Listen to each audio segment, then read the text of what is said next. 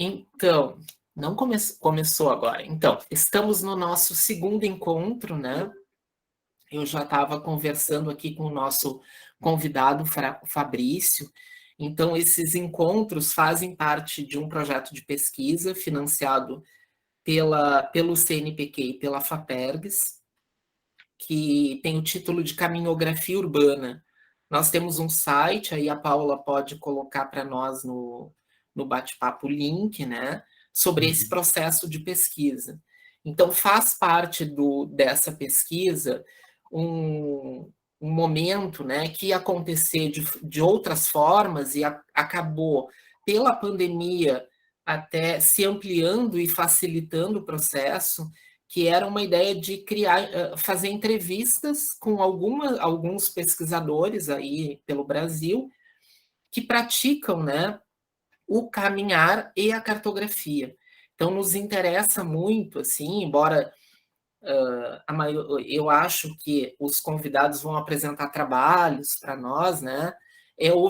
Ouvi bastante sobre questões metodológicas, sobre aplicação de metodologia, sobre questões que foram pensadas depois de utilizar a metodologia, né? Então, a gente vem conversamos semana passada com a Thaís Beltrame, né?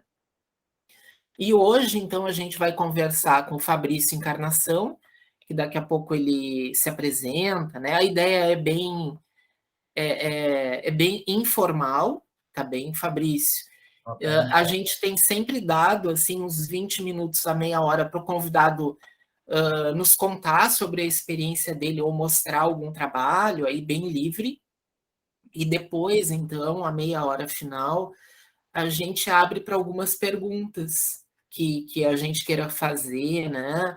Ou discussões, ou questões, que eu acho que pode ser bastante interessante para a gente construir essas ideias como metodologia. Então, a gente vem pensando muito nessa variação, tá? Então, a gente, como eu contei aqui para ti antes, a gente tem na nossa programação muita diversidade de grupos, de pessoas, de ONGs, de pesquisadores que trabalham com caminhar e cartografar ou mapear, tá? E aí existe uma variação. E a nossa ideia, então, é escutar essas pessoas, uma conversa bem informal. A gente está gravando as conversas, né? E colocando lá no site disponível. Existe uma ideia nossa de transcrever. Bom. Lá no final da pesquisa, num livro sobre essas ideias, né? Então, provavelmente a gente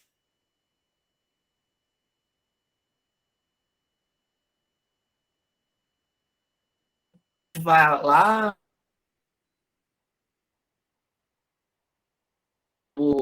e conversar de novo. Mas é isso, eu tenho feito que o convidado mesmo conta quem ele é, né?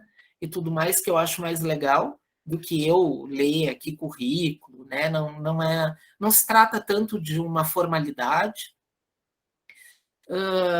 E é isso, e aí tu te sinta bem à vontade, viu, Fabrício? De conversar com a gente. Tu é do meu grupo, né, de pesquisa. Eu digo que quem foi orientando é eternamente, viu? Eu vi que a Vanessa está aqui, né? Nunca mais sai do meu grupo de pesquisa. Quem foi orientando de mestrado fica ali, congelado, né? Participa, vem e volta, mas nunca mais a gente deixa de ter ligação com orientador de mestrado, doutorado, né? É interessante essa ligação, né? A gente acaba tendo uma cumplicidade. Claro, se a gente tem uma afinidade com o orientador, né? Porque existem casos e casos. Então, vou deixar contigo, Fabrício, tá bom? Tá ótimo, tá ótimo. Tá bem. Então, vamos lá. Primeiro, agradecer o convite, né, Edu? Você é uma pessoa muito querida, foi o orientador que me deu total liberdade no meu trabalho, isso é muito importante, né?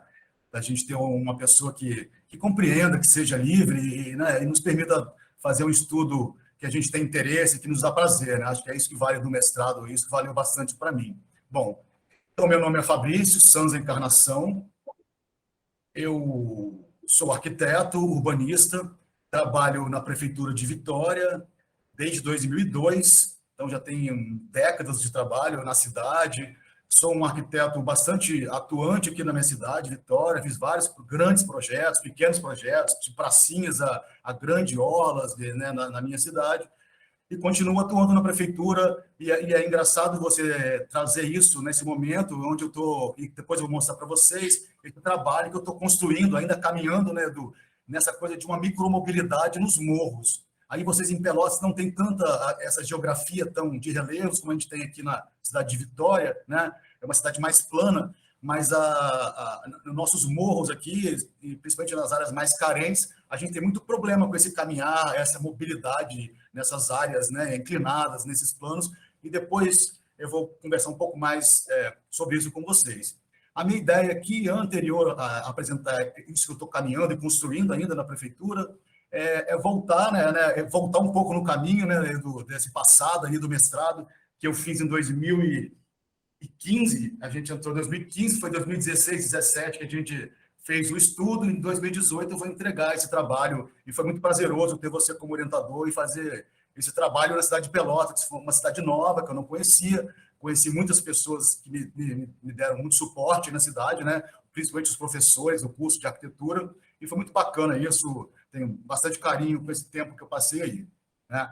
Então, eu vou ler um texto, na verdade, talvez seja um pouco duro, mas eu vou preferir ler porque eu vou passar um resumo dessa metodologia que a gente criou nesse meu projeto de mestrado, né, que se chama o espaço público livre, o espaço livre, o livre espaço público e a borda molhada das cidades. E a ideia desse estudo de mestrado era estudar essa relação das cidades com a água, com essas bordas, né? Muito a partir desses projetos, dessa pesquisa que eu fiz na prefeitura, estudando essas orlas para fazer projetos, e meu trabalho foi isso. Então, eu vou ler agora um texto, que é um resumo da metodologia, e vou apresentando aqui um slide, acho que para ficar mais prazeroso para vocês. Eu vou botar aqui a apresentação.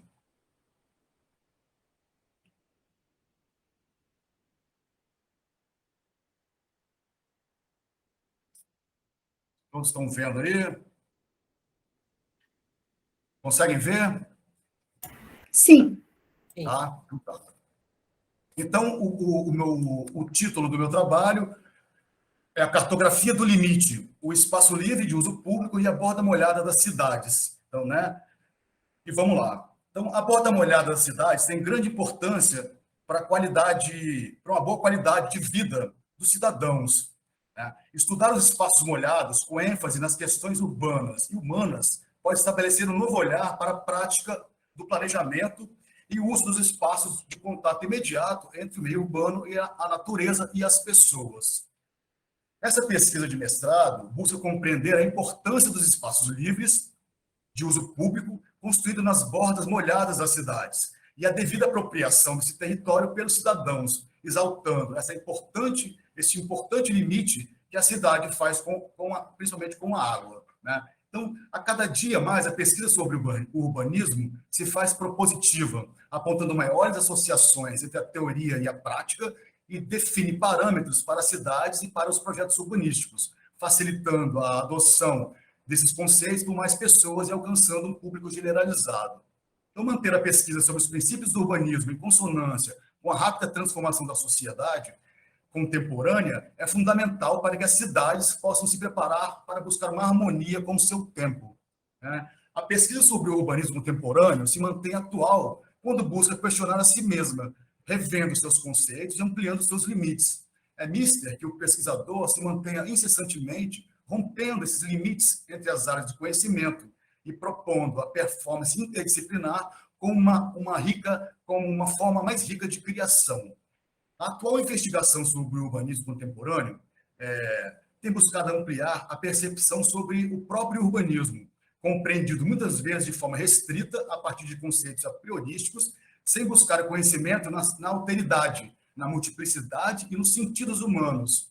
A pesquisa acerca do urbanismo contemporâneo deve ser investigativa e propositiva, ao mesmo tempo, fornecendo a possibilidade de uma reflexão filosófica que extrapola, excede e transfigura a realidade do conhecimento clássico, que, ao fazer uma analogia com a pesquisa e a prática do urbanismo contemporâneo, autoriza a transgressão do próprio conhecimento do urbanismo, revelando, assim, novas possibilidades de aplicar novos conceitos na forma de se projetar cidades. Então, notadamente, desde o início da história do urbanismo, compreende-se que a necessidade de que as cidades disporem de espaços livres de uso público, que tenham boa qualidade e provenham o bem-estar dos cidadãos, é uma questão recorrente e fundamental da disciplina, e que certamente influi na construção de bons lugares para as pessoas gozarem a vida em comunidade. Então, a questão sobre a relação entre a cidade e a água, né, tem tomado grandes proporções nos debates atuais, e é uma grande preocupação urbanística no sentido de recuperar as áreas portuárias ativadas, cursos de rios urbanos em estados de degradação e a renovação de orlas marítimas. Hoje, os investimentos de grandes proporções em espaços livres de uso público, nas bordas molhadas, têm alavancado uma fervorosa e revigorante discussão sobre as questões fundamentais do urbanismo e apontam para novas e múltiplas formas de relação entre o homem e a cidade. Algumas cidades, como, por exemplo, Amsterdã, Barcelona, Bilbao, reurbanizaram áreas públicas em orlas e investiram grandes vultos do dinheiro público destinado para a recuperação e criação de novos espaços públicos conectados com a água. Em muitos casos, projetos urbanos construídos nas bordas molhadas foram responsáveis por imprimir uma nova identidade às cidades, e esses investimentos fomentaram a construção de projetos urbanísticos que transformaram as cidades, para o bem ou para o mal, né? Entretanto, é importante reconhecer que há distintas escalas de atuação urbanísticas e tipologias variadas que podem gerar muitas ambiências peculiares em obras públicas. Essas mudanças implicam transformações nas concepções da produção e na gestão de cidades, cabendo ao urbanista identificar novas ferramentas, modelos, estratégias e estratagemas que possam servir de suporte para que se possa investigar os espaços livres de uso público, avançando nos estudos sobre as cidades e sua relação saudável das pessoas e o meio ambiente. Então, isso vai resumir um pouco o meu trabalho. Então, essa pesquisa, aliada a uma análise crítica de textos clássicos do urbanismo e de outras disciplinas, é amparada por visitas a projetos urbanísticos contemporâneos que buscaram, à luz do seu tempo, proporcionar qualidades aos espaços livres de uso público nas margens das cidades para melhorar o bem-estar dos cidadãos, e tem como objetivo realizar uma espécie de cartografia do devir contemporâneo, que serve como reflexão para a compreensão dos espaços livres de uso público na borda molhada das cidades e auxiliar na leitura crítica de espaços construídos em orlas urbanas. Então, dois caminhos se abrem com uma possibilidade para essa construção dessa cartografia do limite, que é o título do meu trabalho, e que tem como objetivo elaborar mapas contemporâneos que servem para auxiliar o processo da percepção do espaço livre de uso público nas bordas molhadas das cidades contemporâneas, na contemporaneidade, melhor dizendo. O primeiro caminho possível, e aí é o da cartografia literária, que elabora mapas contemporâneos através da narrativa e da releitura de textos de diversas disciplinas, atualizando-os e transportando-os para o universo urbanístico contemporâneo. Então, essa minha cartografia do limite vai se dividir em duas cartografias. Essa que eu estou chamando de cartografia literária, de qual eu vou buscar nos textos clássicos uma nova leitura, né, atualizando esses textos, e a outra cartografia, que seria a cartografia dos sentidos, que eu vou falar mais para frente.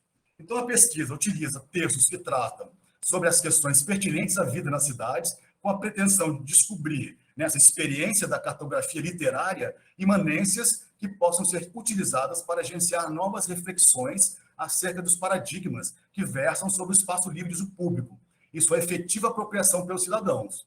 Questões fundamentais do urbanismo, tais como a mobilidade, o crescimento das cidades, a qualidade de vida urbana, o espaço público entendido como livre de uso público, né, como um espaço livre de uso público. Isso é muito importante, né? A urgência da preservação da água e da natureza, o compartilhamento público, os sentidos humanos como propósito da urbanização, a gente vai ver isso um pouco mais para frente, e o espaço criativo do vir a ser, além da urbanidade social. Isso tudo foi examinado e reinterpretado à luz com um olhar contemporâneo, objetivando construir uma cartografia literária que registrasse textualmente a experiência de se aprofundar nas ideias e conceitos de autores de várias épocas distintas e de várias áreas da ciência, né? Isso vai me gerar 4 textos, na verdade, que vão compor o meu trabalho de mestrado, que eu estou chamando da cartografia literária. E quais seriam esses autores, né, da cartografia literária?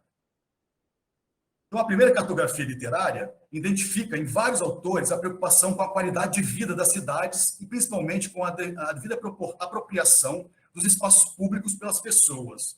A relação entre a água, as bordas molhadas e a qualidade de vida são investigadas no intuito de verificar como os espaços públicos promovem a possibilidade do encontro da diversidade e da urbanidade. Esses são os autores que vão balizar, né, esse primeiro texto que vai tentar descrever isso que eu acabei de dizer. Então, a segunda cartografia literária, e aí eu vou passando aqui a primeira para vocês. A segunda cartografia observa que, a partir da Revolução Industrial, a sociedade foi alavancada pelas novas descobertas, e que a expansão da mobilidade urbana, proporcionada pelo motor à explosão, vai mudar toda a dinâmica de crescimento das cidades e da própria sociedade. Observamos que as cidades podem crescer seguindo um modelo que se assemelha ao padrão definido por Hausmann ou por Cerdá. A cidade cresce sobre si mesma ou cresce extrapolando seus limites, como observa Cacciari, que a cidade se mantém sempre em crescimento, né? Então, Harvey, a partir de Lefebvre, vai observar que o investimento do excedente de capital em áreas públicas é que vai propiciar esse crescimento das cidades e manter o ciclo do capitalismo em funcionamento. Observamos que esse modelo de investimento na cidade continua acontecendo, visto o grande investimento que se deu nas bordas molhadas em todas as cidades, em várias cidades do mundo. Como então podemos utilizar essa experiência acumulada para que possamos transformar as bordas molhadas de nossas cidades em um território harmônico, sustentável e com uma urbanidade que respeite a alteridade? A terceira cartografia, são 4, né? Ela investiga o fato de que a sociedade tem compreendido que o espaço público deve ser experimentado a partir da valorização da percepção sensorial e da possibilidade do encontro. Os espaços públicos devem ser pensados para servir de alicerce para que os sentidos humanos possam ser vivenciados em sua plenitude. Apoiado na leitura filosófica do ensaio que busca a teoria da cora de Derrida, a possibilidade de se pensar em espaços públicos pautados na possibilidade do terceiro gênero, do múltiplo e daquilo que pode vir a ser, que é o entendimento da cora a partir de Derrida. A distinção do eu e do si mesmo que Nietzsche faz, mostrando que o eu é uma contextura histórico-social e o si mesmo é o poderoso soberano que habita e é o próprio corpo, é significativa quando queremos compreender a necessidade e os desejos da sociedade para com os espaços livres de uso público nas bordas molhadas. Aí eu estou passando as imagens que tem algumas frases dos autores desses 4 textos que eu estou explicando aqui, né? A quarta e última cartografia literária, ela versa sobre a construção da cartografia contemporânea e coloca algumas hipóteses. Como a cartografia contemporânea se comporta em tempos onde a percepção do espaço é cada vez mais diversificada, pluralista e caótica. Como fazer a cartografia para uma sociedade que não assenta mais somente sobre o espaço físico, mas também sobre o espaço virtual? Então, partindo da ideia de Peter Eisman sobre a arquitetura não clássica e balizada pelo entendimento do conceito contemporâneo de Agamben e do entendimento da cartografia de Gilles Deleuze, utiliza-se a literatura para desvendar os enigmas do urbanismo contemporâneo. Um conto descrito do escritor Jorge Borges, o argentino Jorge Borges, sobre a cartografia do impossível, nos encaminha para a percepção de que o real não pode se confundir com o mapa, na configuração de se perder o interesse pela representação. E o romance de Kafka, que mostra um agrimensor perdido na tarefa de compreender o território de um castelo, nos guia para o entendimento de que é impossível construir um mapa que represente a realidade tão instável e confusa. E, por fim, um conto do Guimarães Rosa, onde um pai decide morar dentro do rio, que é a terceira margem do rio, né, mostra que existe uma possibilidade de uma terceira margem, de um terceiro olhar, de uma cartografia, assim como uma cartografia contemporânea, abre-se a esperança do múltiplo. Então, esse é o primeiro caminho que eu chamei de cartografia literária. Foram esses 4 textos, citando esses autores, né, que eu estou passando algumas frases deles para vocês aqui, bem rapidamente, que era essa tentativa de voltar aos textos clássicos, autores, e muito pelas aulas e as conversas que a gente teve ali no curso de mestrado, né, e que foi balizando esses 4 textos, que depois a gente pode colocar o link do meu mestrado, vocês podem acessar com mais cuidado e ler com mais cuidado. Bom, então essa cartografia do limite, que vai me dar essas 2 cartografias secundárias, né, vamos dizer assim, que é a cartografia literária e a cartografia dos sentidos, ela é a base do meu trabalho. Então, esse segundo caminho, que eu estou chamando de cartografia dos sentidos, ela elabora mapas contemporâneos através de fotos e do relato da experiência de percorrer orlas urbanas construídas nas bolhas monadas das cidades. Então, a partir de algumas viagens e de estudos que eu venho fazer em várias cidades do mundo, principalmente nas cidades europeias, eu visito essas orlas e registro com fotografias, e depois eu faço um texto sobre essa experiência de percorrer, de caminhar nesses espaços públicos ligados à água, que são as orlas das cidades. Então, depois de acumulada a experiência de visitar orlas urbanas de diferentes tipos de escala e construídas em diferentes tempos, escolheu-se 3 locais para fazer a cartografia do sentido, que relata a experiência de caminhar pela borda molhada das cidades em um espaço livre de uso público. A escolha dos espaços a serem cartografados deu-se devido à importância dos locais visitados e para as devidas cidades pela qualidade projetual desses projetos, né, e pelo modelo de investimento que representa um grande vulto e essa conexão com a água. Então, eu visito a orla de Barceloneta, em Barcelona, na Espanha, a orla de Bilbao, também na Espanha, e a orla em Amsterdã, que chama Sloterplas. Então, a ideia era visitar a Barceloneta, que é uma orla ligada à praia, né? A urbanização da orla de Bilbao, que é ligada a um rio, e essa orla da cidade de Amsterdã, que é Sloterplas, que é ligado a um lago. Então, a cada dia mais, as disciplinas se propõem a estudar a relação dos indivíduos com as cidades. E esses estudos são cada vez mais multidisciplinares e abrangentes, mostrando o caminho que o urbanismo contemporâneo pode seguir. Ao fim deste trabalho, com a produção das cartografias contemporâneas, espera-se ter dado mais um passo no caminho do aprofundamento da pesquisa do urbanismo contemporâneo, principalmente na questão da urbanização dos espaços livres de uso público nas bordas molhadas, pautado na multiplicidade do conhecimento e na importância do espaço livre de uso público para a vida de todos os cidadãos. Bom, esse é o texto que eu queria ler para vocês. Essas imagens que eu estou mostrando aqui, eu ia mostrar meio lendo, mas eu me perdi um pouco aqui na sequência, mas são frases que estão no meu texto, com algumas fotos que eu tiro que representavam, de alguma forma, que estavam ligadas, de alguma forma, à imagem e ao texto. E aqui são os autores, de quais eu usei, e os livros que eu usei para fazer esse meu trabalho de mestrado.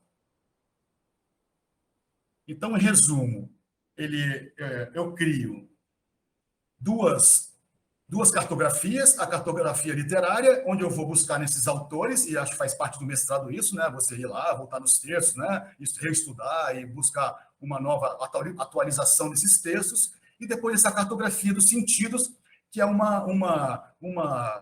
que vou dizer? Eu conto essa experiência de andar nesses espaços e as coisas que eu lembro, né? Que me marcaram, que ficaram marcadas e que me me fizeram lembrar dessa experiência de caminhar nessas orlas, né? É um texto que eu poderia ter feito de uma forma mais poética, mas escolhi fazer de uma forma muito racional e talvez um pouco arquitetônica, urbanística, explicando esse passeio, essa relação que eu tive na experiência de visitar esses espaços públicos. A ideia aqui era mostrar essas frases, mas acho que é muita coisa. E aqui, por fim, a última cartografia, né? Aqui, com esses autores, que é o Palasma, o Peter Eisman, o Agamben, Deleuze, o Baudrillard, né? E o Guimarães Rosa, que foi bem legal, acho, de todas as experiências da cartografia literária, foi encontrar o livro do Guimarães Rosa e perceber que essa ideia dele de uma terceira margem do rio, da possibilidade de viver entre as margens, era muito interessante e fazia todo sentido para essa pesquisa que a gente estava buscando, né? Que seria um vir a ser, essa possibilidade da cora do Derrida, desse espaço que é do vir a ser, né? Esse espaço da possibilidade. E aí, por fim, a cartografia dos sentidos, que eu visito todos esses lugares, aí em várias orlas pela Europa, e escolho três espaços, né? Que é o Rio Nervion, em Bilbao, na Espanha, onde tem lá o novo museu, já não é tão novo, né? O museu do Bilbao, do Guggenheim, né? E aí eu vou contando essa visita que se dá em alguns dias na cidade, dessa minha experiência de caminhar por essas orlas, né? Essas bordas, né? Depois no texto que eu vou disponibilizar, vocês podem ler melhor isso aqui. Aí o Lago Sloterplace, Amsterdã, que também eu vou visitando, né? E vou tirando essas fotos e registrando essa experiência do caminhar, desses sentidos, né? Do que esses projetos nos traz, né? Nos marca, né? Nessa imanência, né? De estar nesses espaços e depois lembrar, né? E registrar isso nesses textos, que foi a intenção dessa cartografia dos sentidos. E, por último, a Praia de Barceloneta, também, né? A mesma coisa na Espanha, e a mesma coisa nesse andar, que foi uma experiência bem interessante nessas 3 orlas que eu tive a possibilidade de visitar. Aí algumas fotos desse registro. E, por fim, eu só queria terminar essa introdução, e a ideia aqui era mostrar a metodologia. Essa imagem que está aí na tela, eu mando ela ainda quando eu estou fazendo, ainda me inscrevendo lá para o mestrado. E era minha intenção de projeto era essa. E aqui a gente pode ver a Cora, ela como ainda essa possibilidade do vir a ser, o caderno de anotações, o caderno de tensões, esses cadernos que viraram depois essas cartografias, né? E a ideia eram esses temas. Aqui estava mais ou menos um diagrama que eu pretendia fazer o mestrado. Eu acho que eu consigo ali no caderno de estratégia de anotações, que viraram essa cartografia dos sentidos e a cartografia literária, e ainda faltava nessa minha intenção, que acho que era um pouco demais e não deu tempo, que era a caderno de intenções. E hoje acho que tem essa possibilidade, e o que eu vou mostrar agora é esse projeto que eu estou construindo na prefeitura. Eu vou mostrar agora para vocês aqui um outro slide, muito rapidamente, que é o seguinte, que é um projeto que eu estou construindo, ainda caminhando na Prefeitura de Vitória, que eu estou chamando de micromobilidade. E o que é isso? A gente, como eu falei no início, a gente tem uma cidade com um relevo bem acentuado, com uma geografia onde tem bastante morro, e não é fácil andar nesses lugares, né? Então, aqui eu trago um textinho que diz o seguinte: o obstáculo é o próprio morro, o plano inclinado é a regra, a dificuldade de subir e descer os morros é um fado diário e as normas de acessibilidade não regem territórios com topografias hostis. Ali as leis caducam e não fazem sentido. A inclinação vence sempre e as escadas não seguem os ensinamentos de François Blondel. Ali os santos não ajudam a descer, quiçá a subir. Os becos e as ruelas que conduzem os moradores a todos os lugares nos morros se chocam com todas as boas normas do urbanismo. O morro é o labirinto sempre em construção, que desafia não só Teseu, mas também o próprio Minotauro. Mas, diferentemente do labirinto, o desafio no morro não é achar a saída, mas encontrar suas entradas, seus muitos acessos. O Minotauro espreita em cada degrau e em cada desnível, em cada obstáculo a ser vencido pelos moradores, que, conhecendo bem o labirinto, lutam diariamente contra o touro. Acessar o morro é onde se encontra a dificuldade. Subir e descer o morro é o grande desafio.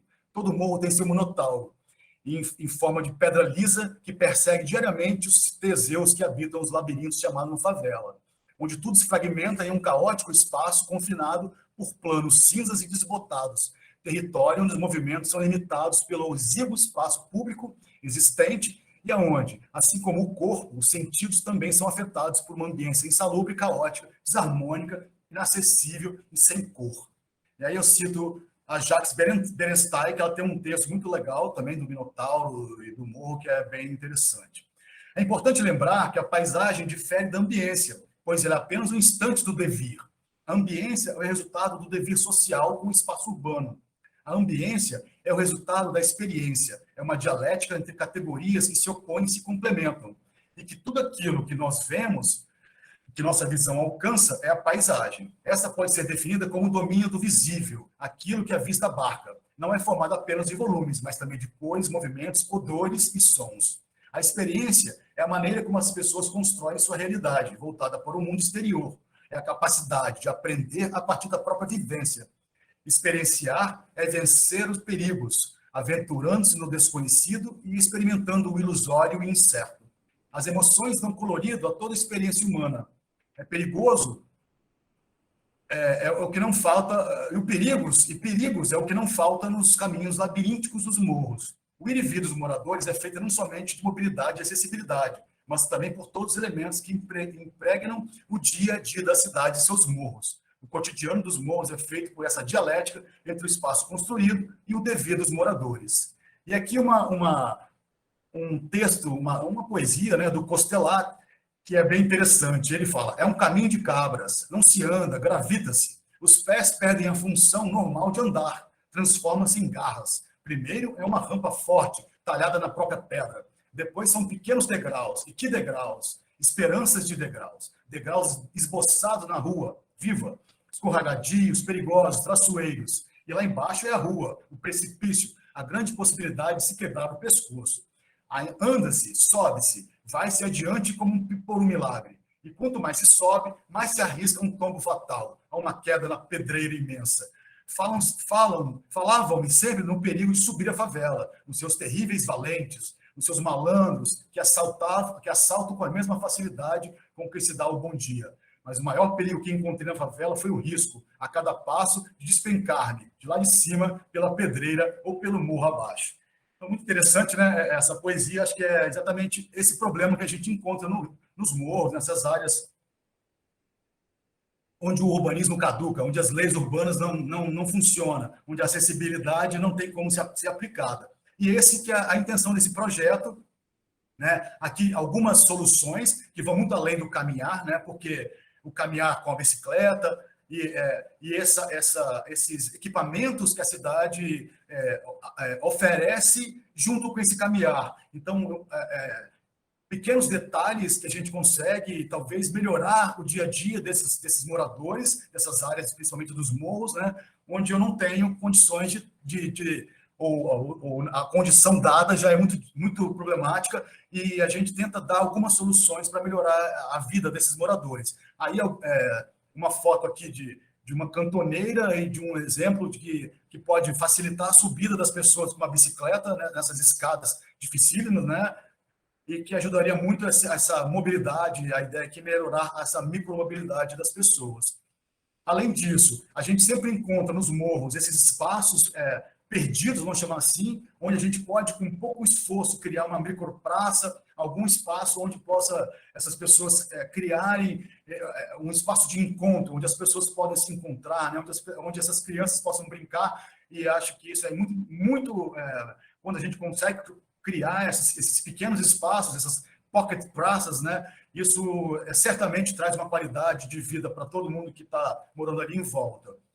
Outra coisa que parece muito simples e que faz todo sentido são esses pisos, né? Tratar o piso, que hoje, você andando pelo morro, você vê bastante relatos das pessoas que escorregam, pessoas idosas que estão trancadas em casa porque não conseguem sair pela dificuldade de andar, de caminhar nesses espaços. Então, às vezes, um tratamento do piso, com, né, uma recuperação do piso pode trazer uma qualidade de vida nesse caminhar, nesse andar, nesses espaços que tem tanta gente e que traz tanta dificuldade no dia a dia, né? E outro elemento que a gente tem nas normas, né, que são os corrimãos, as escadas, e, inclusive eu estou tentando escrever uma normativa para o morro, que é super complexa. Imagina a gente pegar nossas normativas, nessas normas, né, que são para espaços planos, espaços já colocados com uma certa facilidade, e mesmo assim não é fácil aplicar essas normas, né? Imagina isso num espaço inclinado, num espaço de morro, onde as normas caducam, e você tem muito mais liberdade para conseguir colocar um corrimão, uma escada dentro dos parâmetros mínimos aceitáveis, que possa trazer uma qualidade para esse caminhar, para né, esse andar. E outra coisa que a gente percebe também é organizar algumas hortas e jardins verticais, também criando esses espaços verdes, trazendo qualidade nesse caminho, né, nesse dia a dia, além com alguns grafites, pinturas também das paredes, para poder alegrar o dia a dia das pessoas. Aqui é só um exemplo do manual de ocupação da Bahia, que também teve essa mesma preocupação. Existem muito poucos manuais oferecidos hoje que se preocupam com esse caminhar nesses espaços tão degradados, né? Esse é um que é bastante interessante. Aqui também trouxe na verdade, um artigo do Enampur, onde as pessoas se preocupam aqui com as áreas de favela, aqui na Coreia, em Vila Pedreira, no Rio de Janeiro, e esse deslocamento até os equipamentos urbanos. Então, quanto que as pessoas têm que se deslocar para chegar num ponto de ônibus, numa estação, num campo de jogo, no local de trabalho, e como que isso, com essa pesquisa, pode minimizar esse percurso ou trazer uma qualidade, né, urbanística para esses percursos. Uma coisa que eu trago também aqui, que esse Manual Brasileiro de Sinalização de Trânsito, ele já traz algumas facilidades, principalmente para a bicicleta, né, permitindo essas rampas nas escadarias. Isso é uma coisa muito nova, é de 2021 esse manual. Antes a gente não tinha essa possibilidade de aplicar isso, e agora a gente já tem, que é outro intuito desse trabalho que eu estou construindo ainda, caminhando com ele na Prefeitura de Vitória.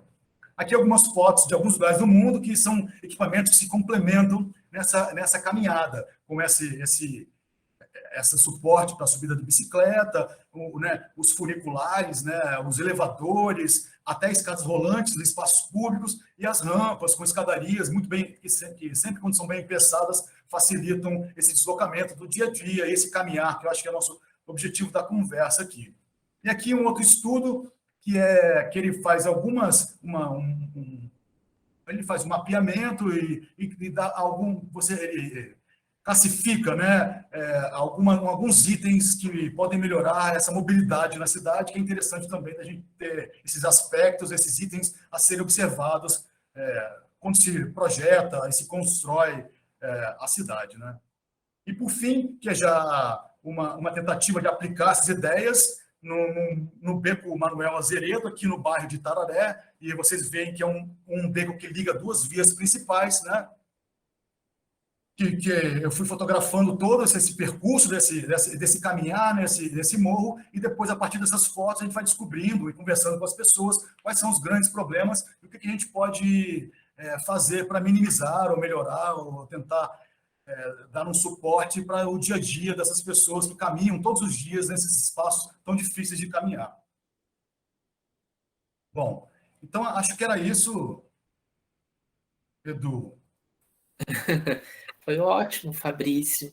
Sabe o que eu fiquei pensando, né? Agora eu vou abrir para o pessoal que queira perguntar para ti, e que é bastante interessante, assim, eu primeiro fiquei pensando um pouco, né, interessante, eu acho que sim, né? Foi o único orientando meu que atua realmente, né, na área projetual e interfere na cidade. Mas eu percebo agora o quanto essas questões teóricas elas adentram, né? Que é uma pergunta aí que eu, a Vanessa, a Paula, que está aqui, a gente sempre se pergunta muito, né?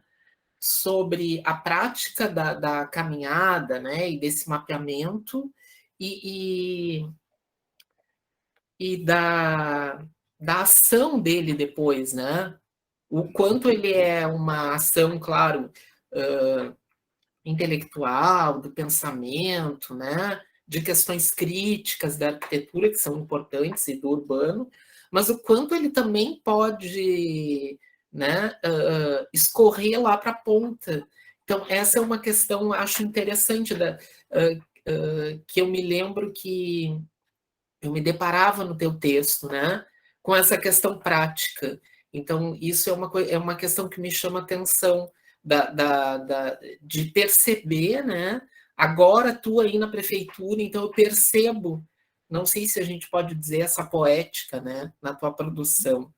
E a outra questão que me chama bastante atenção e que eu também me pergunto, mas tu responde quando tu apresenta, que eu vou observar só, é que na construção dessa ideia de caminhografia que a gente vem fazendo, a gente vem, de alguma forma, num movimento que não é proposital, mas ele vem acontecendo, de um afastamento à ideia da mobilidade, né? Mas eu costumo perceber isso, né? O quanto as meninas, por exemplo, a Vanessa caminhou, né? E ela observou coisas do território e tal, e o quanto a gente, talvez nessa fuga das medidas de mobilidade, que eu acho que aí no nosso caso não se trata tanto da medida, né, mas do sentido, como tu fala, a gente esquece de falar sobre a própria ação de caminhar, né? Em algum momento a gente, porque é o meu corpo que está caminhando, é o teu corpo que caminhou no beco e fotografou. Então é uma questão que eu observei também na tua fala, e que é bem raro acontecer, de alguém relatar o real movimento de mobilidade. Não sei se a Vanessa que está me ouvindo percebe isso, né? O quanto a gente observa, registra o fora, né? Enquanto caminha, mas também a gente está registrando o nosso caminhar. E se foi difícil, se foi cansativo, né? Se a gente teve que parar ou não por algum motivo, se a gente teve medo, a gente até registra isso, né? Aham. Tipo, eu estou caminhando, fotografando, filmando, anotando, e aí eu tenho medo em dado trecho, né? Geralmente isso aparece. E isso afeta a mobilidade, pensando no. Então, isso me chamou a atenção, Fabrício, essas questões, né? Que me parece que tu conecta muito melhor do que eu e do que muitos de nós que pesquisamos, né? Porque tu está agindo, e agindo no poder público, né? O que eu acho muito bonito. E fico muito feliz, assim, de perceber o teu trabalho, Que né? bom. É, E é interessante a questão seguinte, porque a gente fala assim, quando eu volto de Pelotas e retorno à prefeitura, eu vou, hoje eu sou, eu nem falei, mas hoje eu sou coordenador de projetos viários, para você ter ideia, assim. Então, eu fiz um grande estudo de mobilidade de carros, assim, na primeira impressão, assim, putz, não tem nada a ver carro com, né, a gente está ali como nosso inimigo quase, né, é o carro e tal. Mas a gente percebe como é importante quando você está fazendo um projeto desse de mobilidade de automóveis, né, de que o pedestre, esse caminhar, esteja inserido nesse pensar, entendeu, Edu? Porque é muito fácil você esquecer o pedestre e esses conflitos da cidade entre o carro e, assim, não só a viária, mas também ciclovia. Eu fiz bastante ciclovia, inclusive uma ciclovia vai começar até a obra agora aqui, e algumas já até executaram nesse tempo que eu voltei a Vitória, mas é isso, sim, a dificuldade de pensar o caminhante, né, o pedestre, né, em toda essa complexidade de estruturas de mobilidade, que é a bicicleta, que é o funicular, que é o carro, o ônibus, né, o metrô, e a gente, às vezes, e foi muito importante esse mestrado, esse aprofundamento, né, do caminhar, dessa cartografia, né, de vocês, do caminhar, disso está muito forte, sabe? De qualquer estudo que eu faça, mesmo que seja do carro, do ônibus, o pedestre, o caminhar, eu acho que é o grande objetivo. Então, muitas vezes, a gente amplia uma calçada, consegue fazer uma faixa de pedestre que dê, né, uma qualidade nesse percurso. Às vezes são coisas pequenas que a gente nem percebe no dia a dia, né, mas são fundamentais para a qualidade do caminhar nas cidades, né, que está tudo junto ali, né? sim. Perguntas?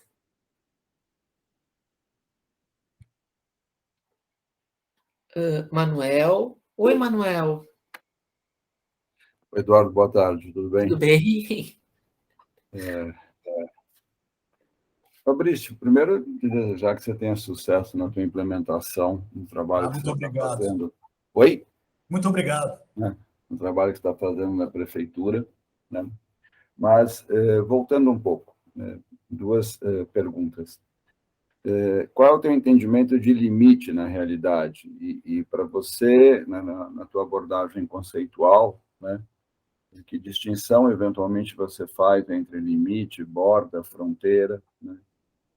Até porque isso é trabalhado de uma forma bastante polissêmica na arquitetura. Uhum. E eu faço a pergunta também porque isso, para mim, tem uma relação direta com a própria definição do Vinícius, né, do Vinícius Neto, que você traz, né, relativa à urbanidade.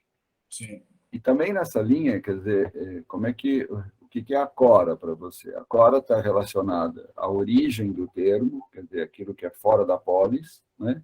Perfeito. Ou aquele espaço intermediário sem forma. Né? Por que eu pergunto isso? Porque é para nós um dilema, né? Se a gente advoga, né, pela questão do espaço intermediário sem forma, só para pegar, né? No fundo, a gente está, busca, né, propor ou prover, né, um espaço ou uma espacialidade onde a autoridade ocorra, né? E, nesse sentido, não intervencionista, não dogmática. Agora, quando a gente parte para o real, né, de uma intervenção no território do precário, né, a gente Certo. tem, me parece, eu me deparo com isso, uma certa ambiguidade, né, em qual é o nosso limite, né, daquilo que a gente coloca conceitualmente e naquilo que a gente propõe enquanto prática. É mais uma, não sei nem se são bem perguntas, né, mas reflexão para trocar fim. Perfeito.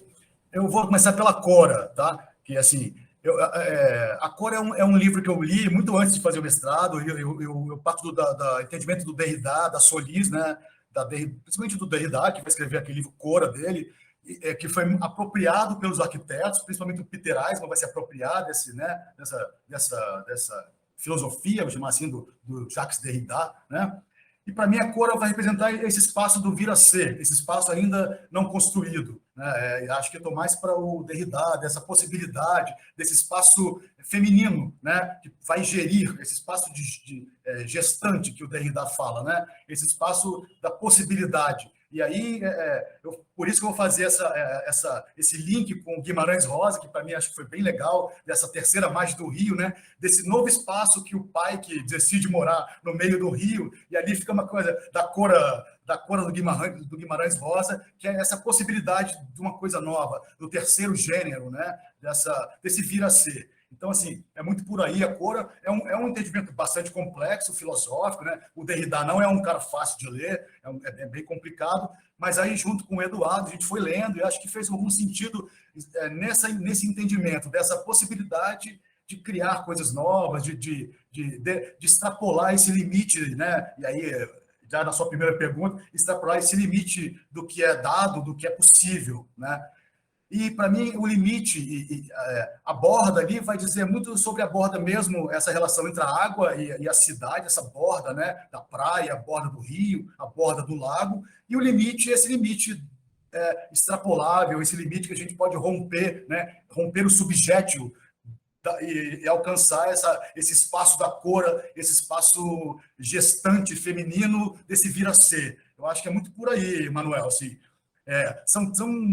Como você mesmo disse, não são coisas simples, a gente poderia ficar dias aqui elucubrando sobre limite, borda e tudo isso, mas vai muito por aí, né? Eu sei que, às vezes, ele fica um pouco no limite do entendimento, a gente se apropria desses termos filosóficos, né? Ali do Derrida, do Peter Eisman, mas como era uma coisa que a gente conversou muito com o Eduardo, eram temas muito pertinentes, muito atuais nas minhas leituras, principalmente, eu quis colocar isso, mas acho que vai muito por isso. A Cora, esse espaço do vir a ser, feminino, gestante, e o limite borda, esse limite extrapolável, e a borda realmente física ali, que a gente reconhece e sente, né? Esse limite do mar, da água com as cidades.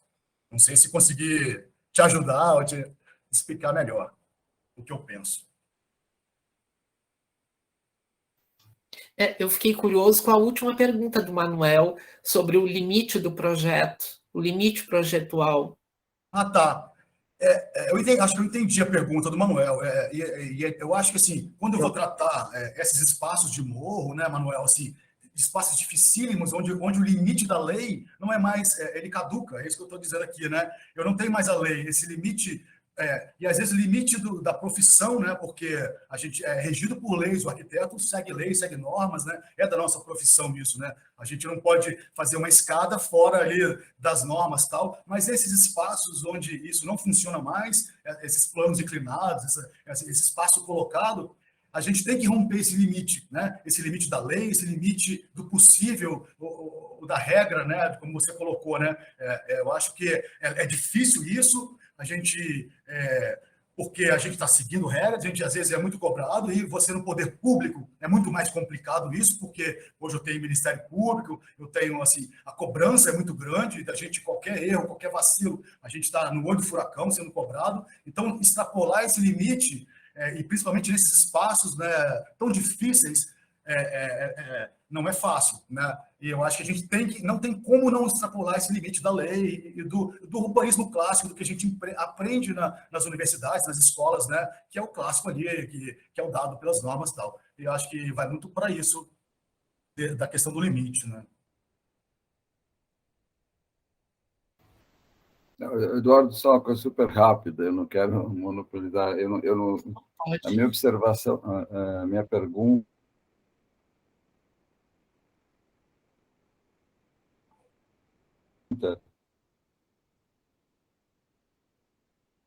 Travou o Manuel aqui para mim, para vocês também? Voltar para mim. Uhum.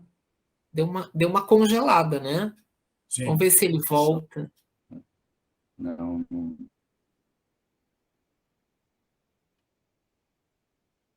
Eu acho que agora voltou, Manuel. A não, gente não voltou, ouviu. não, voltou, A gente não te ouviu. não, voltou agora, a internet aqui em casa está muito estável hoje, não, é bem rápido, porque, infelizmente, a gente não vai poder desenvolver ou avançar nessa questão.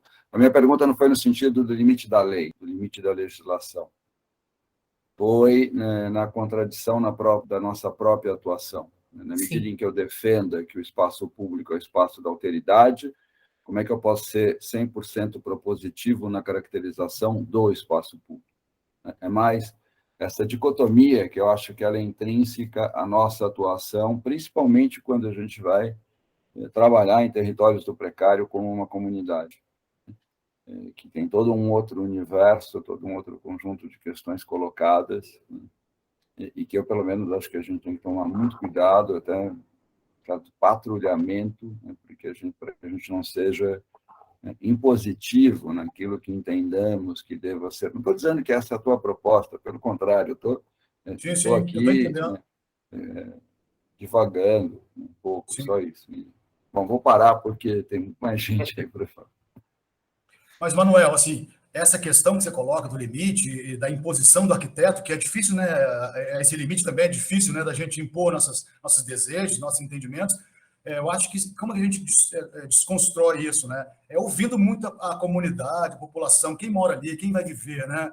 Se a gente não vai ali e não vivencia, não experiencia, não só o espaço físico, mas esse contato humano, a alteridade que a gente coloca, né? Essa diferença, que a gente não mora ali, né? Eu não moro nos morros, a gente não vive esse dia a dia, a gente tem um entendimento muito precário dessas coisas, mas eu acho que a gente indo a campo, né? E conversando, e ouvindo as experiências das pessoas, acho que a gente consegue minimizar esse limite, né, que você está colocando, de colocar nossas regras, de colocar nossos desejos como arquiteto, né, e como solucionar esses espaços tão difíceis, né.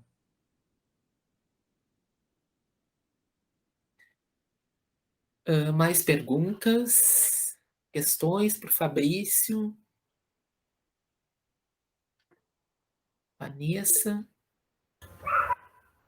Oi, Fabrício, tudo bem? Tudo bem.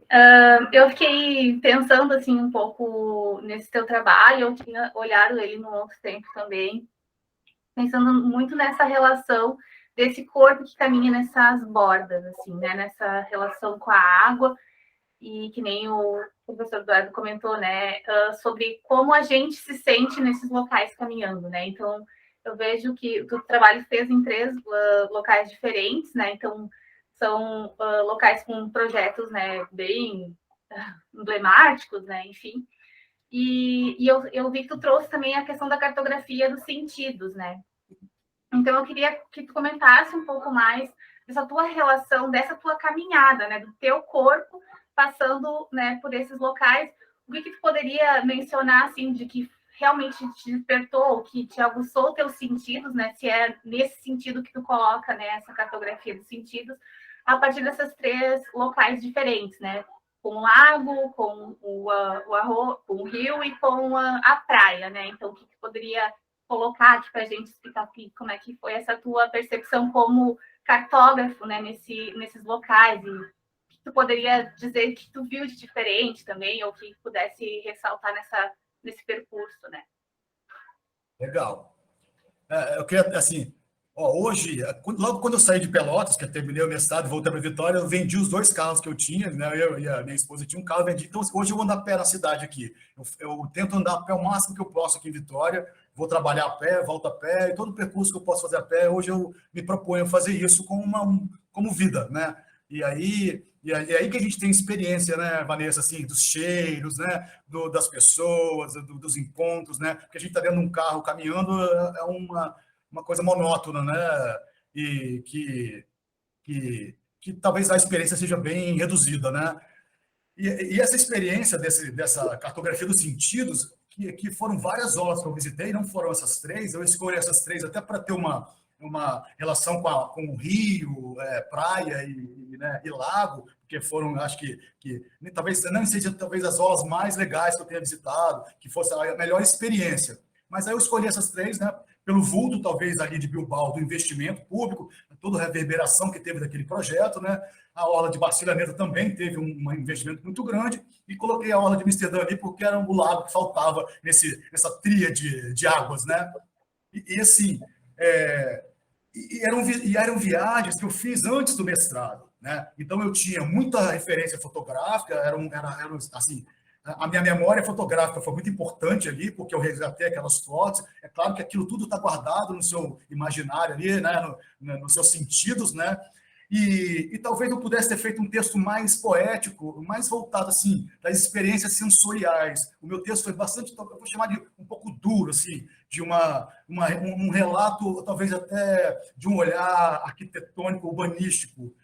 Nem assim, hoje se fizesse, talvez faria com um olhar mais da questão do sensorial. Não que não tenha isso no texto, né? Mas como a minha parte ali da cartografia literária já foi um pouco no limite ali da cor e ficou muito, né, com essa filosofia e tal, eu preferi fazer um texto como um antagonismo dessa liberdade criativa ali né, dos sentidos filosóficos, né? Eu preferi fazer uma coisa mais dura, mais um relato mais pragmático ali das minhas visitas a esses espaços, né?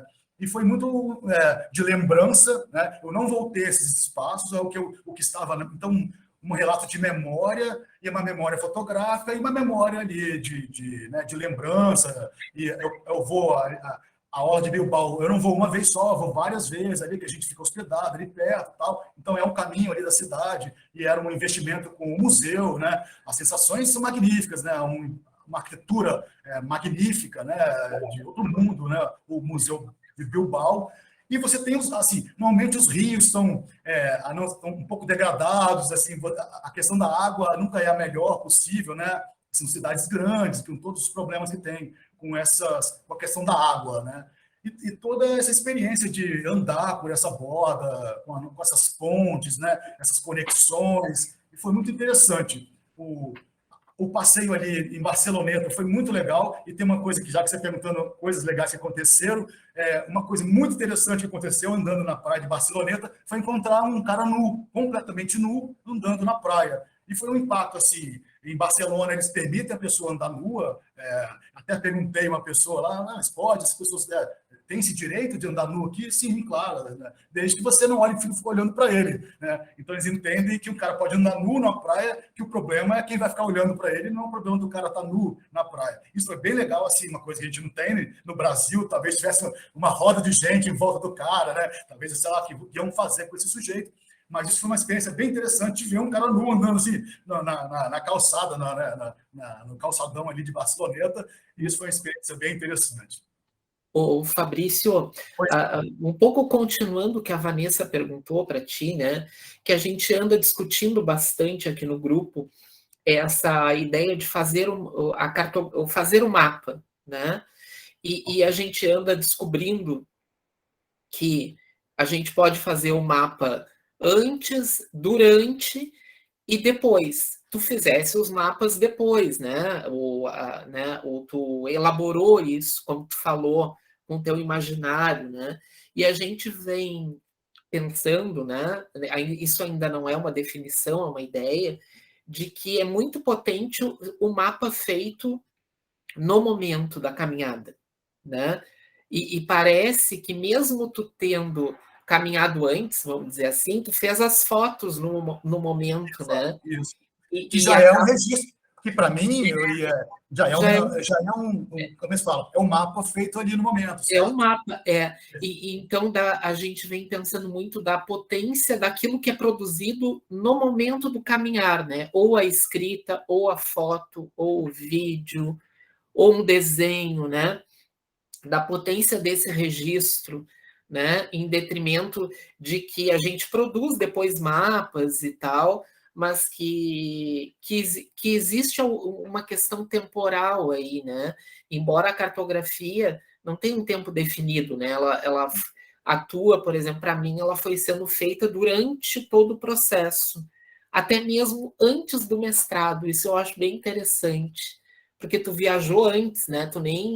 Acho que tu nem sabia que ia fazer mestrado, né? Isso nem era algo que se passava. Então, essa é uma questão que eu acho interessante. A outra última questão que eu ia te fazer é sobre essa questão de ter caminhado e mapeado, né, uma realidade europeia. Que eu lembro que era tu dizia, não, eu quero, né? E eu queria que tu falasse só um pouquinho, assim. Para discordar um pouquinho de você, Edu, assim, eu acho que esse registro fotográfico já é um registro, assim, e ampliando aí o entendimento de cartografia, usando o Deleuze, né, que a gente estudou, né, Edu, já é um registro do momento ali, certo? E sem saber o que eu ia usar isso, né, que talvez seja até interessante, porque quando você tem isso já programado, você está ali, né, como era uma coisa que eu não tinha nenhum objetivo nessas fotos, que era só um registro e uma mania de andar fotografando, caminhar fotografando, que é uma mania minha, né? Eu tinha esses percursos que eu poderia resgatar, né? Isso foi bem legal. E eu acho que o conceito do Deleuze de cartografia é um conceito bem interessante da gente entender, né, Edu? E você vai me trazer isso no mestrado, para a gente ver a amplitude desse cartografar, que você é um dos pioneiros disso aqui, né, no Brasil e tal, né? E foi muito... E você fala uma coisa, eu vou fazer o mestrado e eu vou porque a minha esposa passa para ser professora aí do curso de arquitetura, e eu acompanho ela, eu me inscrevo nesse mestrado, que foi uma coisa completamente, como é que fala? Aconteceu, né? Por acaso eu estou nesse mestrado, conheci o Eduardo Rocha, conheci toda essa dinâmica do caminhar, que foi muito legal para a minha vida. Eu certamente aplico isso nos meus trabalhos hoje aqui na prefeitura, não tenho dúvida disso, né? Foi um grande aprendizado. E essa escolha pelos projetos da Europa, isso foi um drama que a gente teve, né, Edu? A gente conversou muito sobre isso, porque falta o Brasil, né? Claramente, né, faltava esses espaços no Brasil, e foi uma decisão minha de não colocar, assim, eu até coloco para o Edu, falar, não, isso vai ser para um doutorado, e aí eu vou fazer especificamente do Brasil, relendo tudo isso com um olhar para o Brasil. Eu ainda não fiz esse doutorado, né? Isso ficou parado aí, mas a ideia era, a posteriori, fazer essa leitura no Brasil, ou na América Latina, né, que a gente conversou. Mas, certamente, é uma crítica a se fazer, porque é um olhar estrangeiro, talvez seja uma coisa bacana, porque é um olhar estrangeiro no estrangeiro, né? O meu olhar que não moro lá, então, assim, é um olhar diferente, né? É uma alteridade no olhar, acho que talvez que traz uma coisa nova, né, ali, fresca, né? E é isso. Mais perguntas? Alguma questão? Final, já estamos nos encaminhando para o final, né? Nada mais? Não? Então tá, né? Eu acho que foi isso, né, Fabrício? A gente quer te agradecer, né? Foi ótimo te ouvir, né? E eu acho sempre muito, muito importante ouvir o arquiteto que atua, né, Gurias? É muito legal, né? Para mim é sempre um prazer, assim. Eu lembro que uma época tu apresentou aquela orla de Vitória, né? Que tu trabalhou também. Então, para mim é sempre um prazer assim te ouvir, né? E isso que eu falei, né? Ouvir que a teoria, que a crítica se repercutem, né? É algo que a gente não consegue limitar. Eu escuto muito de quem eu oriento essa ideia da utilidade, né? Da pesquisa. E a utilidade ela vem para a vida, eu acho, né? Eu percebo isso em alguns momentos, né? Então tem um descolamento entre teoria e prática, mas ela não, né? Ela não consegue também. É meio que um negócio elástico. Eu percebo, né? E a gente percebe até quando a gente vai projetar alguma coisa caseira, né? Que tem uma interferência da pesquisa, do que a gente escuta, que a gente é tocado por algumas coisas. Então, achei a tua fala super, super boa e fiquei super feliz de tu ter aceitado, né, falar. E a gente se vê de novo. Não sei se temos mais alguma questão, Fabrício. Não, né? Tá todo mundo. Ó, a Lisiane quer Eu falar vou alguma coisa. fazer, eu vou fazer uma colocação que eu acho que é muito pertinente, assim. Eu fui ouvindo o Fabrício, né, trazer o depoimento dele, porque, na verdade, eu acompanhei esse processo junto, né? Também estava nesses momentos cartografando, né? Com o meu olhar. Eu acho que tem uma dimensão do desconhecido, né? Então, o que significa, na verdade, você... Não sei se o termo seria caminhografia, né? Mas caminhar em um espaço que você não conhece, não domina, né? E abre-se uma dimensão, né? Assim, a gente fala quase que onírica, né? De sonhos, porque não faz parte do nosso dia a dia, né? É uma dimensão que não é uma realidade daqueles sujeitos e atores sociais que estão colocados ali. Então, eu vejo muito pelas minhas experiências, eu falo até enquanto docente, quando eu levo os meninos para caminhar, gente, vocês têm que caminhar em lugares que vocês não conhecem, né? O que é reinterpretar aqueles espaços do cotidiano que a gente já conhece, já domina, e o que é realmente ter uma descoberta a partir de um olhar exógeno.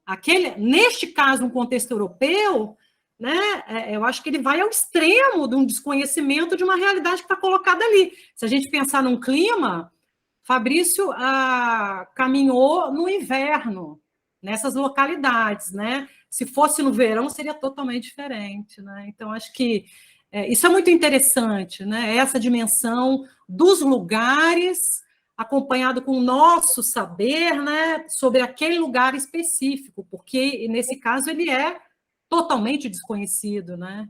Então ele é uma descoberta por completo. Isso é uma coisa que eu queria colocar, assim, que eu acho interessante. Na escolha do desconhecido. Acho que tem uma relação na caminhografia que a gente vem trabalhando, que é a ideia da atenção, né? Porque quando a gente caminha, tipo, como tu com alunos, eu também caminho, a ideia, a gente às vezes caminha por lugares que os alunos sempre andaram, no centro da cidade. Só que a gente vai dando atenção a outras coisas. E mesmo sendo num lugar às vezes conhecido ou que se imagina conhecido, né? Para muitas pessoas é o lugar de passar de carro, então nem é um lugar caminhado, é um lugar dirigido, né? Num ônibus, num carro, no Uber. Então, eu acho que isso demanda muita atenção, né? e uma atenção bem do que tu disse, de um desconhecido, do novo. Então, a ideia vai um pouco para esse lugar, né, desse caminhar, talvez acadêmico, da pesquisa, que a gente anda pensando. Mas é um pouco isso, não sei se mais alguém queria colocar mais alguma questão para o Fabrício, né? Na semana, então, segunda que vem, a gente não tem encontro, porque é meio volta de feriado, né? E a gente está meio ocupado por aqui. Na outra segunda, que eu já não sei que dia é, nós vamos ter o Gustavo Nunes, tá? Que é um menino que é arquiteto, mas fez mestrado em educação, tá? E ele caminhou aqui em Pelotas, o Gustavo, numa disciplina da Emanuela, acho que foi teu colega, Fabrício, Eu o acho que sim. Gustavo, né? Uma disciplina que ela caminhou pelas bordas, eu acho, que é aqui de Pelotas. E aí ele vai falar um pouquinho sobre que na mesma época ele estava fazendo essa dissertação, né? Terminando a dissertação. Então a gente vai ter o Gustavo. E nós temos até o final de junho, segundas-feiras ocupadas. Depois a gente tem um recesso em julho, e aí voltamos em agosto, né, com essas conversas. E a ideia é um pouco essa, né? Essa 1 hora aqui de escuta, né, de amigos nossos e também pessoas novas, né, que nos procuraram querendo falar. Isso eu achei muito interessante, essa comunicação e também da emergência desse pensamento, né? Eu ouvi semana passada numa reunião que eu tive com a USP, uma coisa bem interessante sobre o ato de caminhar nesse momento, né? Que ele é um ato político, né? Na volta da pandemia. Então, o caminhar, né? Ou qualquer atividade que nos faça deslocar caminhando, tocando no chão dos lugares, nas paredes, né? Ela é um ato político, porque de repente tem alguma força que está querendo nos deixar aqui nesse lugar, né? Nesse lugar da tela. E a gente precisa voltar, né? A gente tem voltado aos poucos, mas a gente precisa voltar a tomar a cidade, né? A tomar conta, como a gente diz. Eu estou notando que isso está acontecendo, mas talvez pensando um pouco mais, né? Sobre algumas questões. Mas era isso, então, né? Agradecemos o Fabrício, o público que ficou aqui, né? Até agora. E aí nos encontramos, né? Daqui a uma semana, 2, de novo. Tá bem? Tá ótimo. Então tá. Eu que agradeço, Edu. Muito obrigado pela oportunidade. Espero ter acrescentado e ter agradado a todos aí. Foi ótimo, tá? Então tá, vai ficar lá, a gente vai colocar um linkzinho da conversa depois, e aí com o tempo a gente vai se encontrando, né? Com certeza. Então tá. Boa noite para todo mundo. Boa noite. Tá? Boa noite, gente. Foi um prazer. Um prazer. Tchau. Vamos desligar aqui. Então tá, muito obrigado, Fabrício. Um beijo, Dudu. Um beijo, tá? Tchau, tchau.